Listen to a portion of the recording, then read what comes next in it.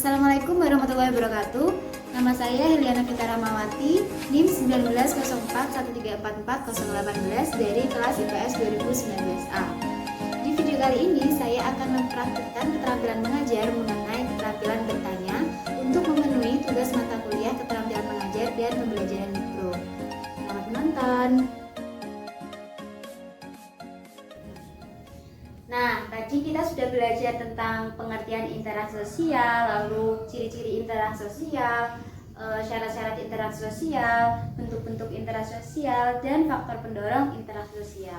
Nah, dari semua penjelasan tadi, apakah kalian sudah paham? Sudah, Bu. Oh iya. Nah, di dalam kehidupan nyata kita, kehidupan kita sehari-hari, itu pasti kita tidak luput yang namanya interaksi sosial. Contohnya, ketika di daerah kalian itu terdapat sebuah pasar. Nah, di pasar tersebut pasti kan ada transaksi jual beli antara pedagang dan pembeli. Dalam hal itu, pedagang dan pembeli tersebut akan tawar-menawar untuk menentukan harga yang pas untuk kedua belah pihak itu. Nah, lalu menurut kalian itu merupakan bentuk interaksi dalam bidang apa? Bidang ekonomi. Ya, betul sekali. Kegiatan tersebut merupakan interaksi dalam bidang ekonomi. Sekarang Ibu Guru mau kalian memberikan satu contoh bentuk interaksi sosial yang berada di lingkup sekolah. Nah, contohnya itu saat Ibu sedang menjelaskan di depan kelas, lalu saya bertanya. Nah, di situ kan terjadi terjadi aksi dan reaksi. Ibu guru memberikan stimulus kepada saya dan saya memberikan aksi untuk bertanya. Nah, seperti itu, Bu.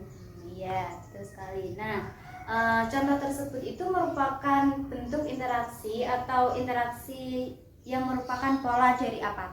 Kelompok dengan kelompok atau kelompok dengan individu atau individu dengan individu? Kelompok dengan individu. Iya, betul sekali. Jadi kalian sudah paham semua ya? Paham, Bu? Oke, ada yang ditanyakan lagi? Saya mau bertanya. Iya, silakan. Komunikasi seperti apa sih, Bu, yang dapat dikatakan sebagai komunikasi yang terjadi secara efektif? Oh iya, bagus sekali pertanyaannya, Dila. Nah, jadi dalam komunikasi itu sendiri itu ada 3 syarat utama atau 3 hal utama yang dapat menjadikan komunikasi itu atau interaksi itu dapat berjalan secara efektif. Yaitu yang pertama, yaitu adanya komunikator, lalu yang kedua adanya pesan, dan yang ketiga adanya komunikan.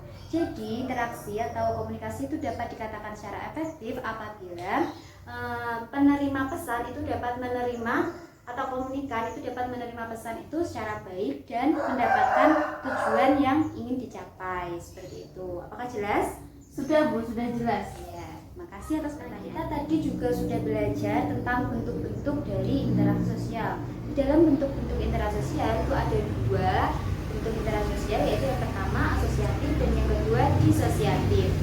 Nah, apakah ada yang ditanyakan dalam bentuk-bentuk interaksi sosial ini? Saya mau tanya, Bu. Ya. Nah, kan tadi Ibu menjelaskan tentang bentuk-bentuk interaksi sosial, yaitu bentuk asosiatif dan disosiatif. Nah, kan kalau bentuk asosiatif itu kan ada akulturasi dan asimilasi.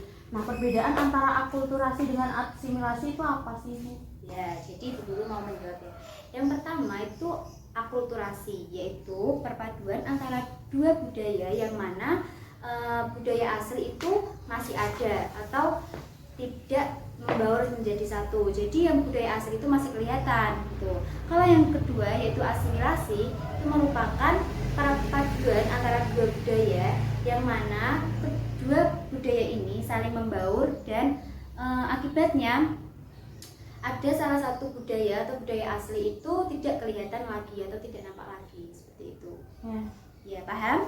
Paham, Bu. Oh iya, apakah kalian pernah berkunjung ke Masjid Menara Kudus yang berada di Jawa Tengah? Pernah, Bu. Nah, di sana itu terdapat suatu keunikan dari bangunan tersebut. Apa kalian tahu apa keunikan itu?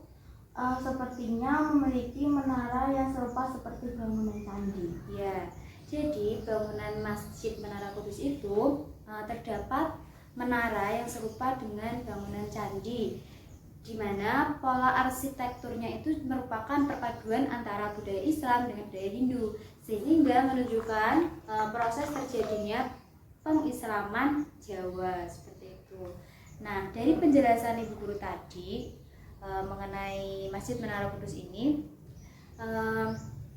hal tersebut termasuk dalam interaksi sosial, yaitu berupa bentuk interaksi sosial, yaitu berupa asosiatif, yaitu apa? Akulturasi. Ya, akulturasi. Nah, mengapa disebut dengan akulturasi? Karena terjadi percampuran dua kebudayaan tanpa menghilangkan kebudayaan yang lama. Ya, pintar sekali. Nah, Ibu Guru harap kalian dapat belajar lagi mengenai interaksi sosial ini dan kita dapat menerapkannya di kehidupan sehari-hari seperti itu. Sekian video pembelajaran yang dapat saya sampaikan. Kurang lebihnya saya mohon maaf. Terima kasih. Wassalamualaikum warahmatullahi wabarakatuh.